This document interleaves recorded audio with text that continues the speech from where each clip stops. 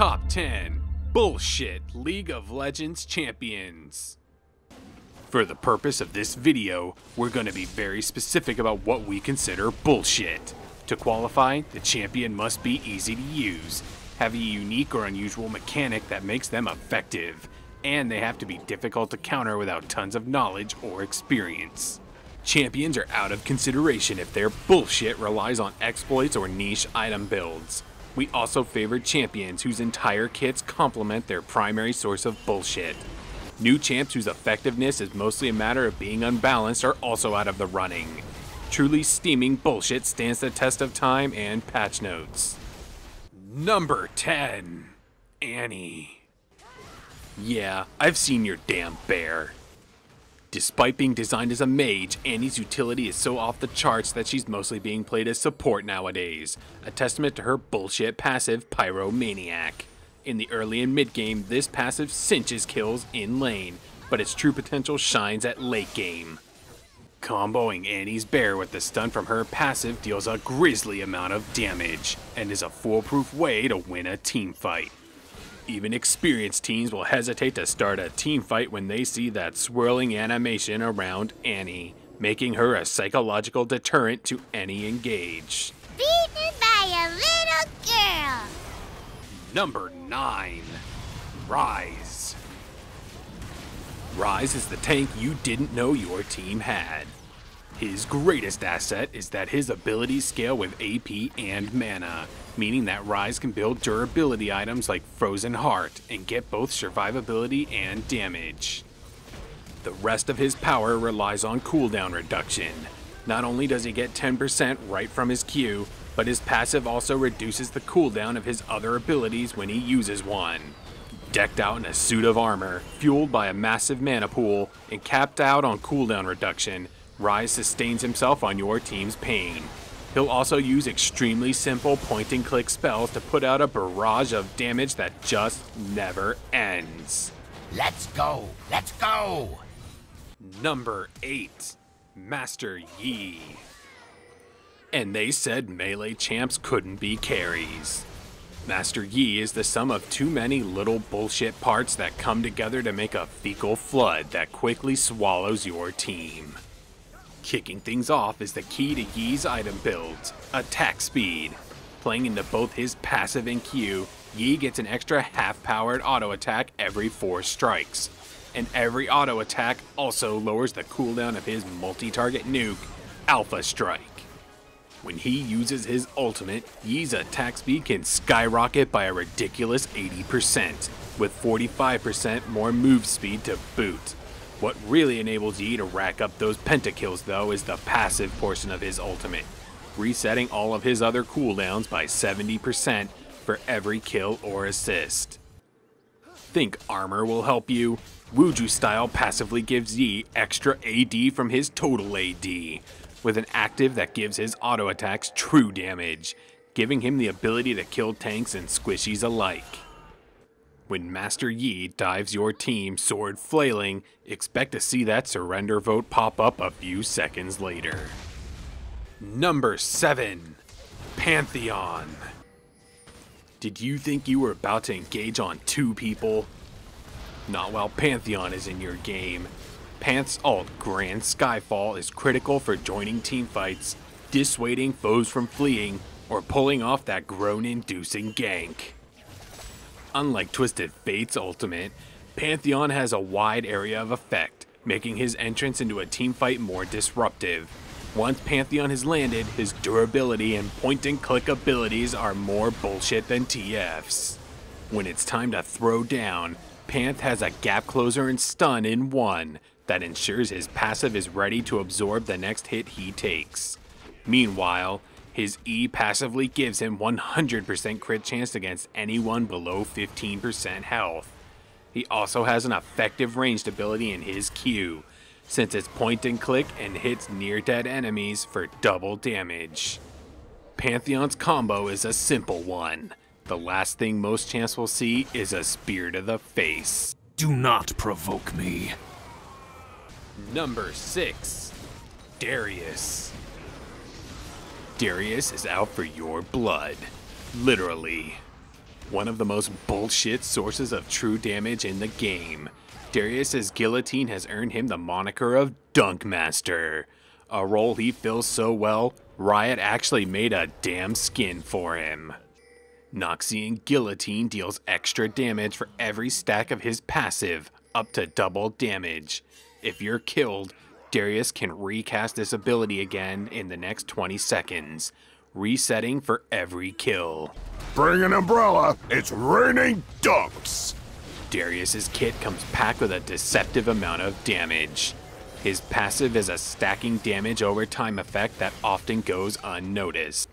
There are no close fights while Darius is in your lane. All of his moves are designed to bully you down the court to the inevitable dunk. Number 5. Nasus. This doge doesn't care that you're in his lane. You're just a mild distraction from his true objective. Farm minions all day.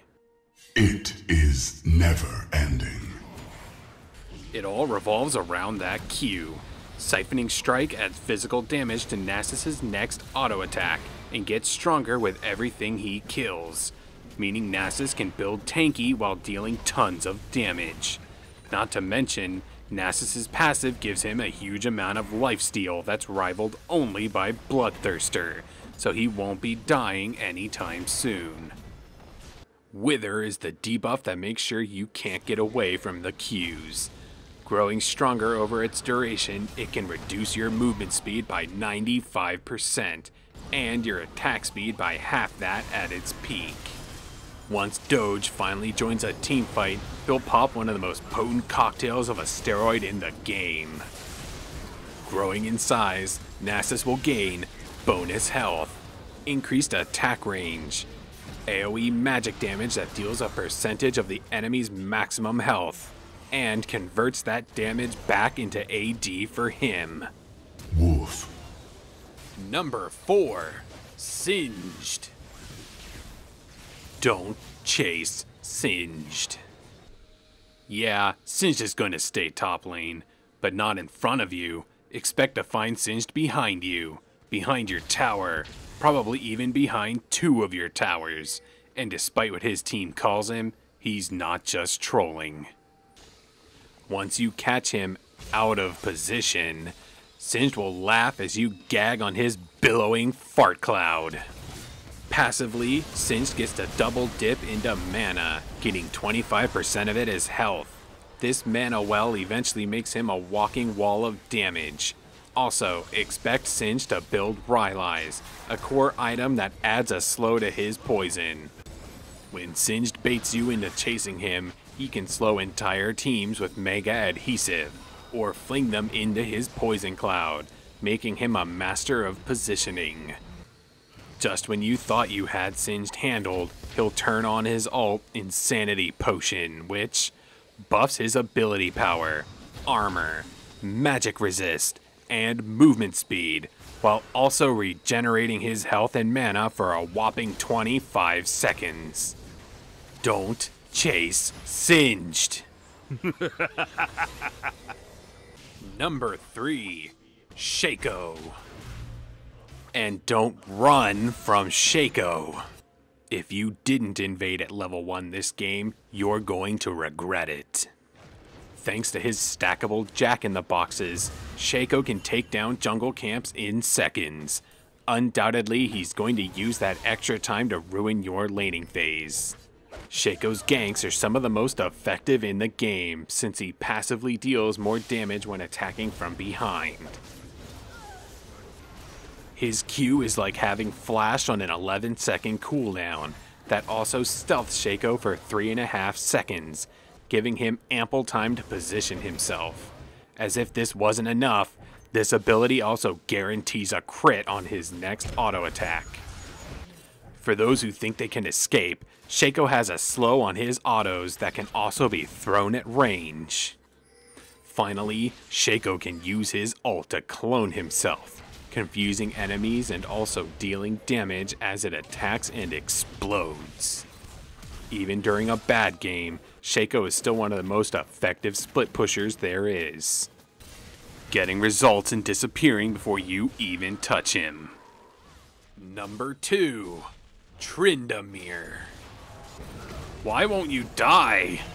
Tryndamere might give up first blood, or he might lose your team's first turret. It doesn't matter.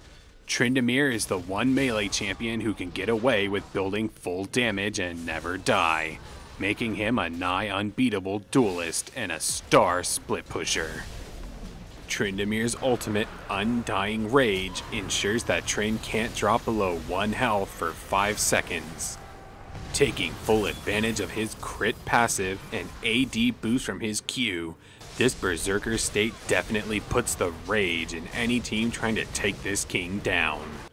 Anyone who thinks they're going to get away will get called out with Mocking Shout, slowing and reducing AD by a hefty amount. Rounding it all off is Spinning Slash, a damaging ability that also serves as an escape or engage. Powered by the rage of those who try to 1v1 him, and the fury of his team demanding he leave top, Trynd thrives. You never stood a chance. And number 1, Blitzcrank. That grab. Just being Blitzcrank will zone many opponents, usually about the length of your Q and then some. Turn on your W and move forward, and you're likely to blow your opponent's flashes. Quick in fear, fleshling. After ensuring an advantage for his team, Blitz has all the tools he needs to charge into enemies, knock up targets, and silence anyone caught in his ult's radius.